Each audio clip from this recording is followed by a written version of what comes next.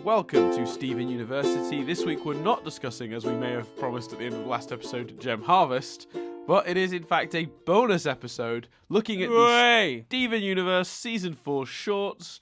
There are 5 of them. We're going to chat about them now. We'll start. So I sent them you, Chris, in the order that I see them listed in, which is the order that iTunes had them in. I think these were originally released via iTunes. Okay. So that's the order that they were in when they were released that way. So I'm guessing that's the order we watched them in. Yeah, what's the order I watched them in? The order I got them. Yeah. I sent Chris this stuff for fear of him going through YouTube, looking through the shorts and finding all sorts of other weird spoilery shit. I actually ripped some of these from various sources, and I say various sources, mostly like official Cartoon Network channels from different countries that had them. Like Cartoon Network UK had the first couple, and then I had to get them from like Cartoon Network Spain or something like that for the last couple. I don't know, I can't remember. There were various official sources, but I had to sort of less legitimately rip them from there to sort of pass them to Chris as files rather than as YouTube links, because I was concerned about the thumbnails of the suggested videos. Whenever you say stuff like that, I always feel like throwing like a ridiculous oh yeah, I know that this happens, but I always get scared because I'm like, God, what if I accidentally stumbled on something that does happen, and then people go nuts? So I always avoid that joke. Yeah, that's right. Because you could literally be like, and it turns out that Lion was Rose all along, and then that turns out to be true in the next episode or something. Yeah, exactly. It amazes me in a good way that this fandom, because I'm watching these shorts, they're perfectly entertaining, but I know for a fact from comments I've had read to me, stuff you've said, I know that people have specifically said, "Oh, do the shorts," and I'm watching them like, why?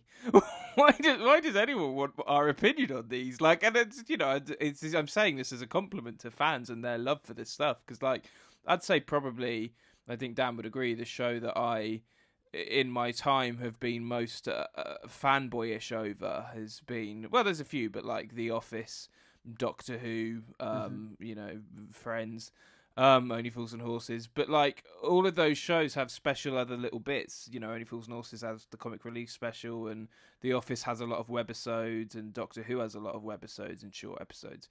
I think if I was listening to a podcast where they discussed those shows episode by episode, I wouldn't be like, oh God, I really want them to talk about the webisodes.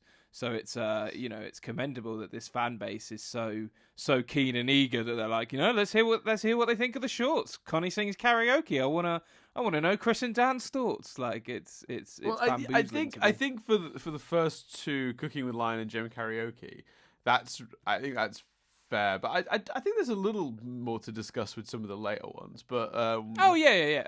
Again, I'm not criticizing it. Just it blows my mind in a good way. Yeah. No. So we'll start with Cooking with Lion. What was it about? Cooking with Lion was about Lion and Steven making sushi with cheese puffs, because Lion had eaten and thrown up the tuna. There you go. And Lion wears a bow tie. I thought it was good. I thought Lion's disdain for the whole thing, followed by his immediate consumption of the sushi, was quite funny. Yes. I like anything with cheese puffs. They're one of my favourite treats. If you're wondering, in the UK, the cheese balls version of cheese puffs, I feel like Sainsbury's do the best.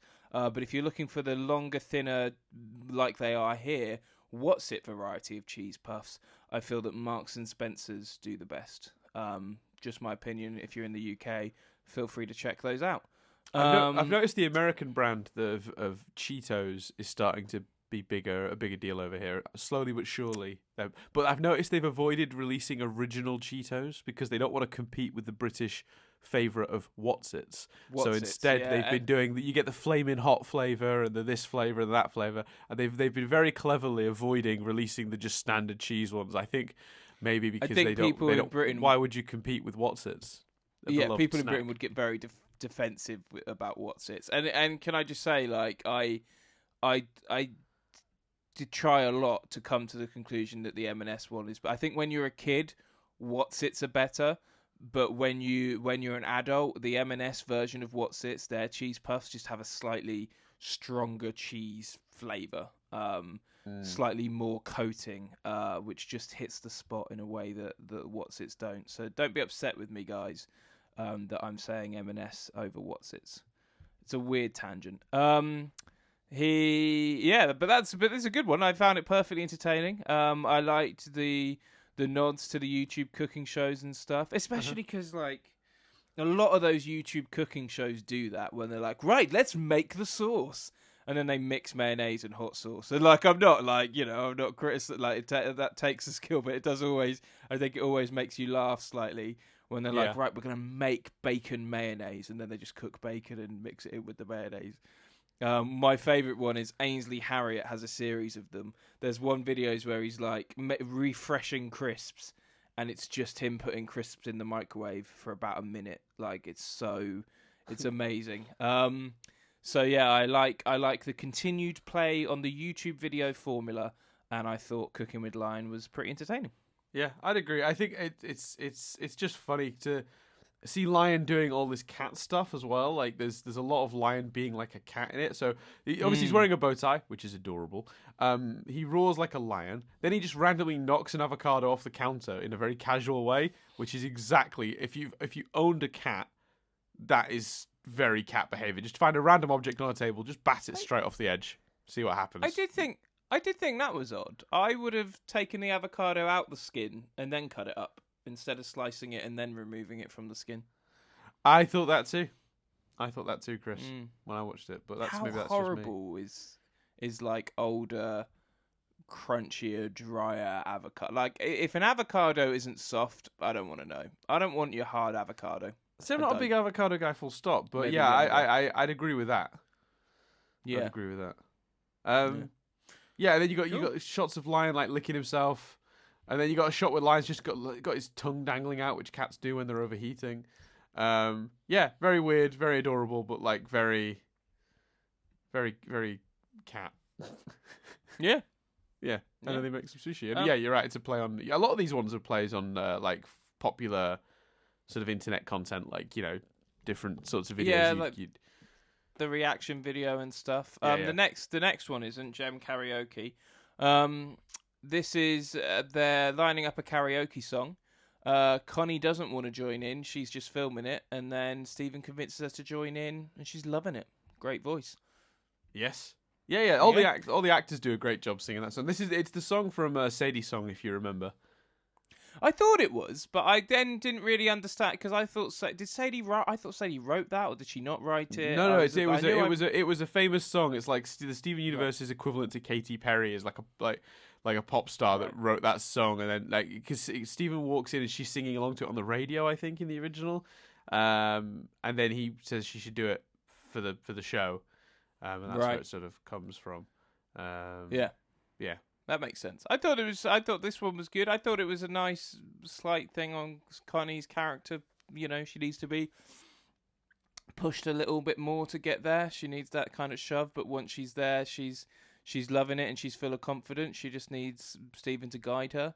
I thought maybe that was a good sort of metaphor for her on the show, wider. And I thought it's always nice to hear everyone singing. Yeah, I think particularly the moment Garnet grabs the mic was the one that I really liked. I like her getting into it as well. I thought that was really funny because obviously it's Estelle, so it's like she's an amazing talent. So it's like it's kind of. I liked how they all sang very much in character as well, like Amethyst with the kind of the booty shake and stuff. Pearl patiently waiting and then just taking it. I was entertained. And I love that final shot of them all gathered around the table, Connie led on the table. Yes. I also like the final joke. I think it's a really neat little gag that cause she put it in 100 times at the beginning, it's the song's just looping, so they're just gonna keep doing it. Yeah, so I assume that means that it just she preloaded it loads. Yes. Yeah. So she'd been preloading it but not hitting play. So all she'd been doing is preloading and preloading and preloading and preloading. She did that about 15 times. Then she hit play. It plays, but they didn't realise that until the end, which I think is a pretty neat little gag. I want the sequel though when they're 14 singing, times like, in. Yeah, no, or like a really, and then randomly like Power by Kanye West or something. Just because that song's in everything else. Why is that song in? Like that song is I don't know, like a British drama on the BBC is using that song in its promo. I'm like, oh god, It does seem we get weird. it. It does seem really weird. That song's everywhere. Yeah. But yeah, just Garnet. No one man should have all that power. I think it'd be good. I'm with it. I'm with you on that. I think that song is like. I think it's an easy one to pick because it's like it's got an instant like sort of recognizability and the song does have like an energy to it which is really hard to replicate, and like it does give an advert like a kick that and like it does sort of pull you in. It's a good song. It's a good song. Yeah. I'm not criticizing the song. It's just in all the trailers, but it's a very very trailer song. I get it. If you were going to edit a trailer about my life, it'd be just shots of me like sat on the couch, scratching my nuts, playing video games, whatever. Yeah. It'd be that song set to it. No one man should have all that power. And it'd just be like, click, click, click. No, I think you'd have that Bruno Mars song. Today I don't feel like doing anything. I mean, if the trailer was being honest, it would be that. Stephen reacts. So this is the one. It's basically Stephen reacting to. This one is so good. What the crying breakfast friends? What they called again? Crying breakfast friends. Oh Yeah. God, I love this one so much. This one's maybe not so much like the analysis for the plot, but it's the analysis because it's basically him reacting to the episode, but it's the analysis for the in jokes. Theory confirmed. The fact that the creator's surname is Pepper, and obviously the surname of this show is Rebecca Sugar, creator. And then I think my favourite one, and I suspect most people's favourite one, certainly yours, will be at the very end when Steven's like, whenever they air the next episode, am I right? And then winks at the camera. Yeah, I think I've got that queued up. 1 second. Let me just... I think... It's over? Wow. I can't wait for the next episode. Whenever that is, am I right? That's too good. Yeah. I think what I love about that is it's funny because it's sad and true. It's sad and true, and it's also such a joke. It's such a rewarding joke for the people that presumably are watching this. Like, there will be... It's the big fans watching this, so it's like a joke for them. It's a reward. It's we know, like it's a knowing wink, specifically for fans that are big enough to notice the schedule, get frustrated by it, and then watch these shorts. And I think as well, it's also like a really interesting comment on like the way fandom sort of talks about these shows and stuff, and like the way that these reaction videos exist. And I've seen for Steven Universe, I've seen reaction videos of this nature where it's just somebody live reacting to an episode they haven't seen yet. And I find, I'll be honest with you, on a personal note, I find those very odd. Do a focused review, watch it, then sit down in front of a camera. I don't necessarily for a whole TV. I get it for like a short video. But if you're doing a whole TV show that way, that's kind of crazy. Like, why would you not just watch it and then give more focused feedback?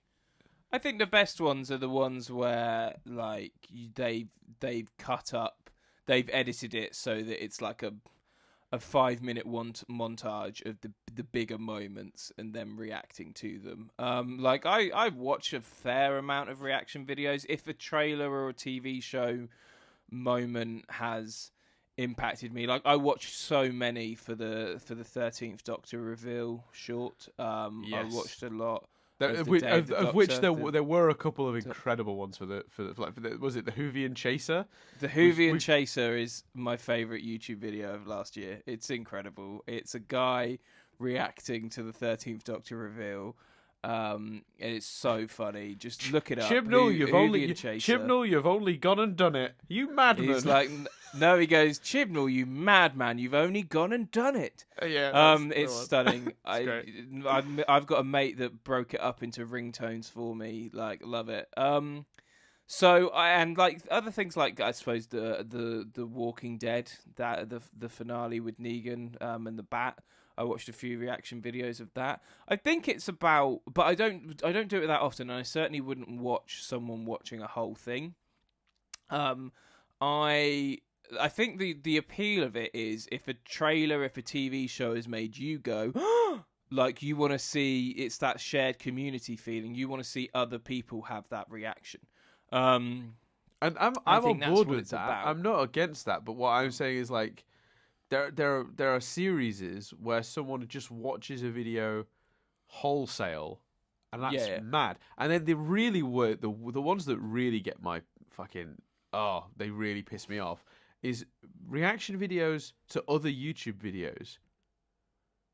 I'm sorry, but like, so Jax Films puts out a 10-minute long video, and then some guy watches it, and I swear to God, dude, it's Jax Films' entire video, unedited, with a guy every now and then going, huh. I think that's just us not being part of that part of the culture. Just watch Jax Films' video. Yeah, the guy has basically stolen the Jax Films' entire content and replayed it with just an occasional snicker from himself. He doesn't even comment on it. He's just watching it. But he's probably got views. There's probably an audience for it. I don't disagree. I'm going to sound like a crotchety old man here, but that I don't get. I'm with you on like big moments and stuff where there's something worth reacting to. Things like the Red Wedding, things like the 13th Doctor reveal. Absolutely, a reaction video is warranted. It's really cool to see how other people respond to the thing you responded to. On board, agree, no problem. A whole thing that's really long when a lot of it is just going to be you sat staring at a thing, not saying anything. That is pointless. I don't disagree, but I feel there must be something to it, and it must be a bit like I would understand watching a TV show and it having a hashtag and looking at that hashtag on Twitter whilst a TV show played, whereas my dad would be like, why do you care about other people's opinions? Like, you're watching it, just care about your own opinion. So I can see that if there is a disconnect between me and my dad and that, whilst I agree with you, I hold my hands up and go, maybe there's a disconnect between me and people doing that. Are you saying grumpy old man Doolin is a real thing? Hashtag theory confirmed. Hashtag grumpy old Doolin. It could be, like, you know, I don't know. Like, I'm just saying that's possible for me. I also think that if you're going to do the reaction wholesale videos, actually a TV series that's only 11 minutes long makes a bit more sense than someone watching the whole of the Doctor Who episode, which I've seen more than any other show. That is fair. And there is definitely people doing that with Steven Universe too. I don't know. I just feel like for me again, especially when it's the whole thing, like that's a, and again, I'm just going to come across sound like crotchety old man who doesn't understand what you damn kids, get off my lawn. But like that is like it's the one side of it that perplexes me. Is those lengthy ones. I just can't get my head around it. I really can't. But there you go. Grumpy old man Doolin strikes again. But I'm not saying you are being grumpy. I'm not saying you're necessarily wrong. But there must be an appeal in it, and I think it's part of that. Yeah, but that's you being reasonable. YouTube You're being reasonable, old man Chris. I'm being grumpy, old man Doolin. You're going, I don't get this newfangled stuff you kids are into, but that's fine. Whereas I'm being like, the stuff from my day was better. In my day, we had to go on Kazaa and wait 6 days to download one episode of television. Took me 18 years to watch 24. There are things. You're watching 24 wrong if it took you 18 years. But there are. I will admit there are things that's funny that I get like that about with like. And a few people might not like the artist in question. A few people might love him. But I remember when Ed Sheeran's latest album came out, Jess was listening to it and she was like, it's so downbeat, it's so depressing. And she was like, every song is just like a ballad. And I was like, I don't think that's the case at all. Like, there's quite a healthy mix. And she was like, no, I think so. And I was like, but hold on, haven't you got your Apple Music set to random, set to, skip? It goes all over the place. She was like, yeah. I was like, well, then you're not listening to it in the way the artist intended. And she's like rolling her eyes. And I'm like, no, seriously. Like, he put them in that order for a reason. You can't judge the album unless you listen to it in that order. And she's like, of course I can. I'm judging the songs. And I'm like, no, yes, you can judge the songs that way. But to judge the album and say whether it's too full of ballads, you need to listen to it in the right order. And then she did, and her opinion changed. But I get like that about music, perhaps more like that's where I am like grumpy old Billingham, like refusing to sort of be like, oh, it's just the culture. Like music is listened to in terms of songs now, not in terms of albums. And I'm like, no, listen to it in the way that it was intended to be listened to. Like, you know, I hate like one reaction. I tell you, that's a point. One reaction. Oh my god. I am exactly your view, but on this, it's when you see a reaction video to a song, and the person is listening to it and pausing to it as they go on. And that you can go, well, Chris, there's just a culture for that. Maybe it's just a disconnect. No, actually, funnily enough, I mostly agree with you on that. There is an exception though. There's a video of a guy from modern day who's big into hip hop being introduced to Rage Against the Machine. Yeah, I've seen that one. Yeah. Have you seen this one? And I don't. It might. To me. I either sent it to you or you sent it to me. We definitely shared it. And if I can dig it out and put it on my Twitter for anyone listening to this to hear, it's genuinely one of the best reaction videos of all time. It's because he gets it so quickly. And there's nothing more satisfying than seeing somebody get introduced to something you love and loving it so quickly and appreciating what you appreciate in it so quickly. Like, and I think that in a weird way, that's kind of what people I think sometimes get out of this podcast is hearing you, Chris, become a fan of a thing. So I think, while I agree with what you were saying there completely, and I hate when people like listen to music for a reaction video and then pause it a lot, because I'm like, you're not really, you're interrupting. You're interrupting the flow of the song. Let the song finish and then give us your thoughts. Maybe make notes. That's fine, but you know what I mean. Like, come on. Do an album review song by song, fine. But just to they're literally like dun dun dun. Pause. Oh, I love the beat. Unpause, down. Yeah. Oh, he went high on the vocals. I've watched those videos. And like I say, I have literally flipped. So I'm moaning at you. Not moaning at you, but I'm defending it with you and reaction videos going, well, Dan, maybe there's a culture for it. Maybe that's what people are doing these days, you know. But that, I'm fully... So what I'm saying is don't feel guilty about being grumpy, because I think it depends on the subject at hand and people's... You know, whether people are going to what reaction you're going to get. But I suspect if you're younger, all that's just part of the culture now, and it's like when you watch them or not, you just go, eh. Like, do you know what I mean? Exactly. Like, I've watched those videos. You know, I have watched those videos. What's interesting as well, though, is I used to have an interesting opinion on like sort of like Let's Play videos. I had an interesting position on them in that I understood what people were getting out of them, but just couldn't get that out of them myself. Does that make sense? Like, it's like, because when I was a kid, you used to play video games with your friends, and it was like, you'd be joking about as you'd be playing it, and like when crazy random shit would happen, as happens in video games, because they're unpredictable, because there's so many variables. Insane shit can happen in your playthrough of a video game that doesn't happen in anyone else's. Do you know what I mean? Like, and I think there's something in sharing that, because you're getting to... I don't know, there's a community element to gaming that sort of got lost in that era between when I was so young, I used to just go around to my friends' houses and play it, and this modern era where you can watch people play it on YouTube. And people who've grown up in this era won't know the difference between those two things. But recently I've started watching more and more sort of stuff like that, because in a weird way I sort of got into it myself by accident through the Save the Light videos. And I thought, well, if I'm doing these now, I've never really watched any major series of these, I should maybe have a look at some. And I found some really interesting ones. I've been watching a couple of like people playing through whole career modes on the Formula One game, which is fascinating because every race is completely different, tactics change, and that I found that quite exciting. You get quite invested in those, and I've seen a few others as well. And I'm starting to like I'm understanding it a lot more now. Although I'd still rather sit down and watch like one of those like a video with like it's pre-written, with so like the history of a thing, or Yeah. whatever. But like those videos are, I certainly understand a lot more people are getting out of them. But I couldn't get that out of them myself before. I would understand it, but I would watch it and just be like, no, it's not working for me. But then, like I said, more recently, I've been able to sort of watch them and sort of appreciate the same thing from them, which is good.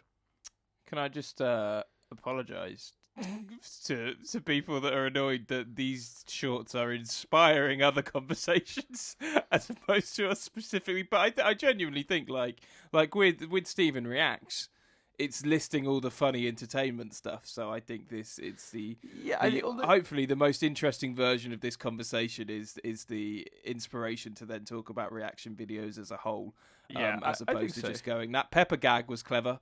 So, but apologies if people aren't on board with that. It's good because it does. I like that it follows it does follow like some of the. It also sort of it acts as a parody of two things. It's a parody of reaction videos, but it's also a parody of Steven Universe.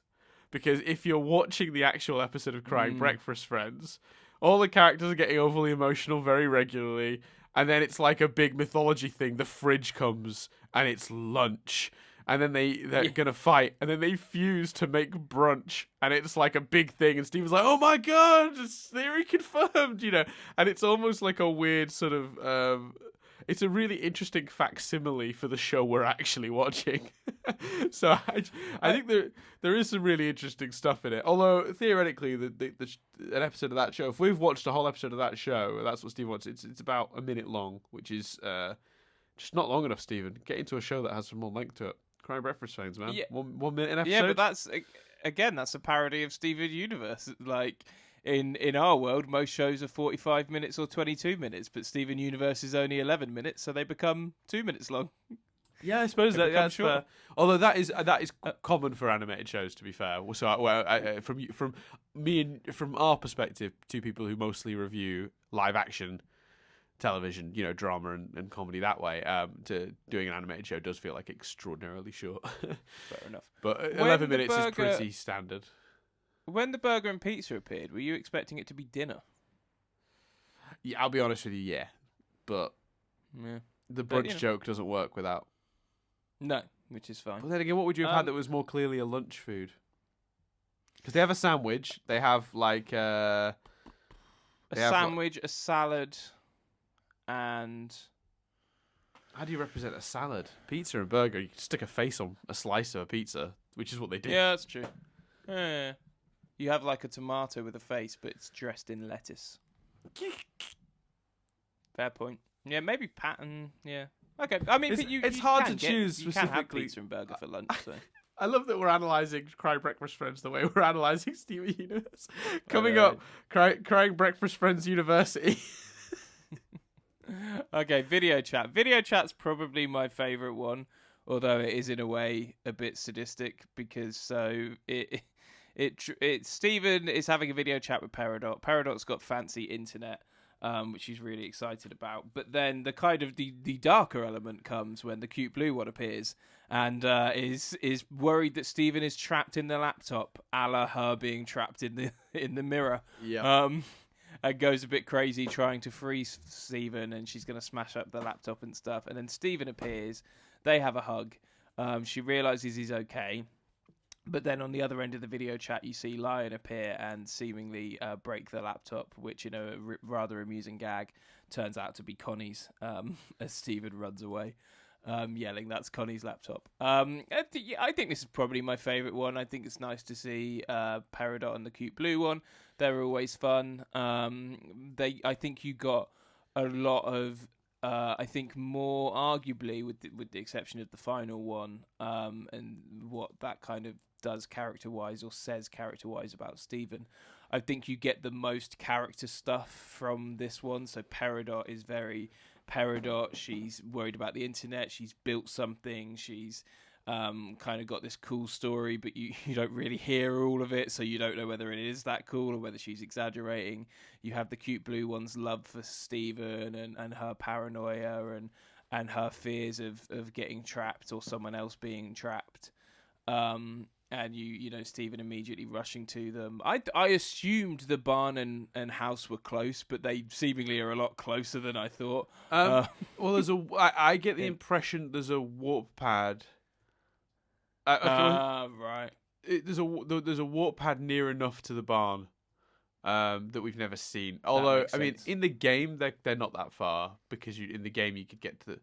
I don't know, actually. The game doesn't actually give you an exact.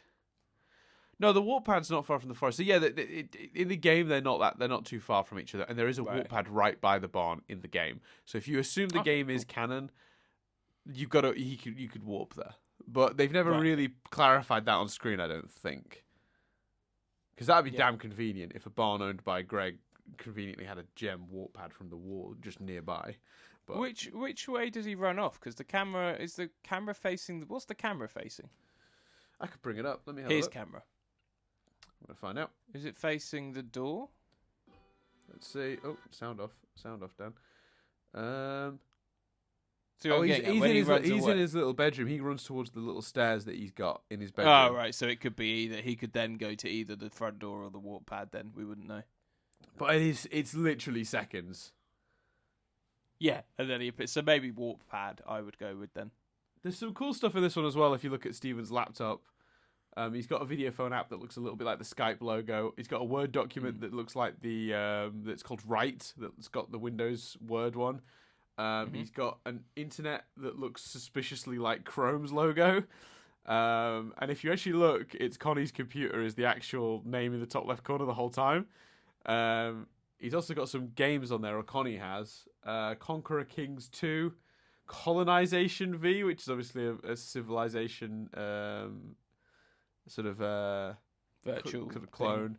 And then Empires and Eras, which is obviously Age of Empires 2. So yeah, it's pretty cool. They've got some good stuff on there. But yeah, looking at it, it's really quick that he arrives, isn't it? So on the version that I've downloaded here from YouTube, he is off camera. The last frame he's on screen is 1 minute and 25 seconds. And then he's back on screen at the barn at 1 minute and 36 seconds. Right. So he gets to the barn in That's 10 quick. seconds in real time in the video. I reckon warp. Unless because isn't there a slight cutaway? No. And then Lapis is holding a bat. Oh, actually, that's a really good point. Unless you. No. Peridot's face takes up the camera. Okay. And then when she pulls away from the camera, Lapis is behind her holding the bat. But there's no indication of time passing there. My theory then is warp pad. Yeah, it's got to be the warp pad, right? Yeah. You can imagine it warping there in about 10 seconds, depending on how close the warp pad is to the barn. What did you think of this one? I assume your favourite's the last one, but what did you think of this one? Yeah, I really like this one. I think this is again, these videos are really good at poking fun at sort of like just like culture, like internet, and how the internet has changed things. And it's really cool for online shorts to sort of explore that. And they all do it in different ways. Some of them look at fandom and how common videos you get, and then some of them look at things like this, where it's like video calling, which is such an interesting thing, and it's a weird facsimile as well for like trying to get your grandparents on Skype, which if you ever tried to do, it's a whole it's like 5 minutes of real conversation that you actually intended to have, and about 20 minutes worth of how do I make you bigger? You're just in a little box, or why can't I hear you? Or like, you know what I mean? Like all the weird sort of quirks of trying to get them to figure it out. So, and while the episode obviously focuses the whole Lapis of it all, not really understanding it, it sort of works as a sort of version of that, in my opinion. So yeah, I like this one. I think it's funny. I do like the sort of weird, dark idea of Lapis sort of seeing that and doing it. I like that Peridot's little icon on this app is a little alien head. I still love that that's sort a of thing for her. Yeah, that she's so into that like idea and that visual. I like that almost all of these have had lion in. I like that lion comes in and knocks that over. I think that's funny. So yeah, I'm on board. I enjoy it. I enjoy this. Cool. One. Am I right in the theory that the final one where Stephen basically sings a song about Rose and how he feels about it and how he's not going to give up on doing well and stuff like that? Is that's the fave? I'm a little torn because I really like Stephen Reacts. because I just like the jokes in it, the inside baseball sort of jokes in it. So I think the reason I assume, obviously, it's a song. It But delves into I the love character this of song. Stephen. Yeah, and so that's why I thought it would be high. You get guitar tabs, so presumably, I don't know if guitar tabs translate to ukulele, but the tabs themselves don't, but they have the tabs where you put your fingers, but also the chords come up, so you can just copy the chords, which is one of the reasons I actually played this very song on our 100th episode, Chris, but with rewritten lyrics. Nice. So I can hear that now. You can. Cool. Yeah. So instead of "Hey there, have you heard about the infamous Gem War?" It all started a long time ago. I'd how I rephrase it. It's "Hey there, have you heard about this ridiculous podcast? It all started it all started over 1 year ago." Oh, nice. Was it like Do over you 100 think- episodes watched to get Chris to like this show? That's the sort of the base premise. I'll All check it out. recorded. Say hi on to me in the audio. comments. What's that, sir? Don't say hi to me in the comments. I might not read them. Just to avoid spoilers, because I imagine there was discussion on the 100th. What I like about this one is all the others. They would have to kind of go somewhere. They feel like shorts. They feel like webisodes. Whereas this song feels like it could have been part of an episode. And I know Video Chat, for example, you could have built a whole episode around that, or it then could have led somewhere which would have taken them on another adventure. But they feel designed in that way.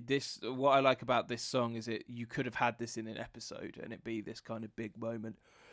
So this is the one where, like, if you were a big Steven Universe fan and you were like, I'm not going to watch the shorts, like, I'm sure they're just shorts. This is the short out of this batch and the other batch included that I'd be like, well, I suppose with the exception of the extended theme song, if you count that as a short, that I'd be like, no, you should watch this. You should watch this song. Yeah, I think this is the one that is most. I think there's one in each of these sets that really is unmissable. In my opinion, and I think it's the extended theme song in the original shorts.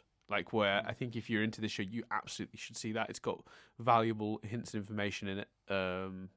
First of all about Yellow Diamond, but then obviously as well, like the way that Stephen was sort of lived with the gems and they built the house around the front of it's like confirmation of that theory, and it's obviously the full version of the song with like extended lyrics. Pearl saying her famous "What We Really Are" line, famous for a few reasons, maybe not as positive because of Cartoon Network's marketing campaign, but we'll get to that. Actually, we already talked about that. I think we've already talked about that. There's an advertising campaign for a series of episodes, and it was just like they repeated an eerie version of that Pearl vocal, "What we really are, what we really are." It was like done all sort of like eerie and creepy, and then I think we have talked about that. and then this series of videos, the actual episodes that followed had nothing to do with what the gems really are, like, or they were very vague, and it wasn't really. Yeah, it was such a strange marketing campaign, and it's become like a meme amongst, like, if you go on like Tumblr or Reddit now on a Steven Universe sort of like subreddit or whatever, it's a lot of people like that will jokingly say "what we really are" just all through it. Like it's become a bit of a weird meme on its in itself. But I think with Steven's song time, I think this song, "Still Not Giving Up," is a really powerful statement on the character and where he is now. Which is that he's struggling with thoughts about his mother, but he's going to continue doing what he thinks is right. And I think there's just something really powerful about that, and I think it works really well. And especially the way they animate it, they animate him with tears in the eyes at the end when he's singing that he's still not giving up,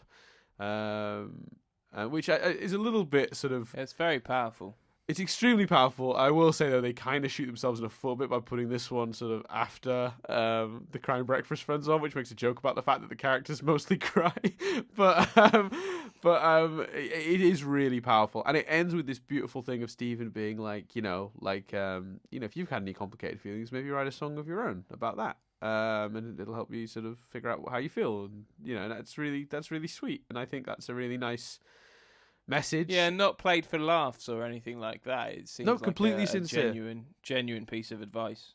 Yeah, completely sincere. Just like work through your stuff. Basically, don't like bury it, and that's really good advice. And I think, yeah, it helps. The musically, the song is also really fucking great. Yeah, one of obviously- my favourites musically, actually. I think one of the nearest to like music I would listen to. Yeah, I think that's reasonable. Yeah, absolutely, and I think that it's really well written. Again, the lyrics are all fantastic. Zach Callison's singing here is stunning. It's really good, especially the final few lines. They're still not giving up when that gets a little bit more. Yeah, I cannot credit this one enough, and I think you're right. I think ultimately, I'd like to tell you my favorite is Steven Reacts, because I think there's so many great inside sort of the show jokes. But I think I'd be hard pressed to tell you it wasn't Steven's song time, truthfully. Yeah, it's and yeah, it's for all the reasons just mentioned. It's so simple as well. And interesting, I don't know if you noticed, Chris, but if you strapped all these shorts together, as with the first set, you would notice they're about 10, 11 minutes long. They used one episode production code to make these shorts, and then yeah. And that was. Oh, so does that mean this episode gets an official number then from us, because we go with the production codes? Oh, okay. No, we don't go with the production codes. We go with the airing code, like the airing numbering that Cartoon Network and the thing. So yeah, no, this will still be just a bonus episode. But I mean, in terms of the production, it's because of the season 2 shorts that Bismuth ended up 98 and 99, because the production counted it as an episode. So it was the 100th episode produced, 99th and 100th episodes produced, made up Bismuth. Right. Okay. But we don't go by the production codes; we go by episode release codes, which is like. Yeah. But we are, if memory serves, we are putting this out on an episode day to make us line up for the bomb. Correct. Yeah. The main. Oh look, I mean, it doesn't. No bones about it. There's two reasons we do videos like this. One of them is because people ask for it, and the other one is because it helps us line up the bombs better often. Yeah. We've got another one of these coming up, though, and it's not about shorts. It's going to be about alternate and fan content. So content related to the show that isn't directly sort of... I've forgotten the exact scheduling of when that's going to come, but it'll come, I think, between this bomb and the next one. Sorry, I say this one. There's a bomb coming up that we've had to put this in place to make sure that starts on a Monday. There's a bomb a few weeks after that bomb, and that one wouldn't start on a Monday, or we'd have a gap if we didn't do a bonus episode. So we're going to do a bonus episode about sort of fan content. So I'm imploring people listening to suggest things that you think Chris should see. I'm definitely going to show him Pearl's Secret Rap Career and its sequel, probably. And I'm probably going to I definitely show Chris... although I've made reference to so many of the jokes from it, he probably knows it back to front by now anyway on this podcast. But so this is basically Steven Universe video, which is a work of genius. So if there's any other sort of fan made or alternate sort of content relating to the show, or webcomic, a YouTube video, or whatever, something you think that is really valuable, I'll look through them, and I'll have to do some filtering and just show Chris the stuff that's most discussion worthy, because I'm sure we'll get a ton of suggestions for this. How about Nothing But Statics? Why you should be watching Steven Universe, sorry. Oh, you know what? I did make a Why You Should Watch Steven Universe video a long time ago, and I wonder if my opinions on it stand, or if you agree with them. Actually, let's add that, because I want to see if you agree. Well, we'd have to check. When did you make it, though? Yeah, before we started the podcast, I don't believe there's any footage from later episodes in it, but I'll double check first, just in case. I'm pretty sure I made that about 5 months, 6 months before we started doing this, and you're now basically caught up to where I was when we started doing this. When we did this. Yeah. Like, the bomb we're doing in an episode or two was the first bomb. There was a bomb I saw as we started. Yeah. So okay, cool. So I'm pretty sure we're safe, but I'll verify just in case. Yeah, but we'll see any you other next week. Yeah, for Gem Hunt. It's not called Gem Hunt. No, it's called. I can't remember what it's called. What's it called? It's Gem Harvest. Gem Harvest. There you go. Yeah. We'll let Chris wrap it up, because he's quite eager to, evidently. No. I thought you'd kind of made that. I didn't know you were going to end on another. So comment below, because I thought we'd kind of said that. So apologies for saying No, I wasn't. I was just gonna do that. I was wasn't gonna do that. trying I was gonna do that. I'm Dan Doolan bit, but you went straight to. We'll see you next week for Gem Hunt. So you got the name wrong. No. You came in too early. What are you doing, Chris? No, it was because I was making a joke on the fact that last episode we ended with that, and it wasn't Gem Harvest. It's actually, if we're being technical, Gem Harvest Part 1. That's true. Yeah, we talked for so long that it's slightly longer. It's a two-parter. It's a two-parter. Cool. But anyway. Okay then, I'm Chris Billingham. I'm Dan Doolan. And we'll see you next week for Gem Harvest Part 1.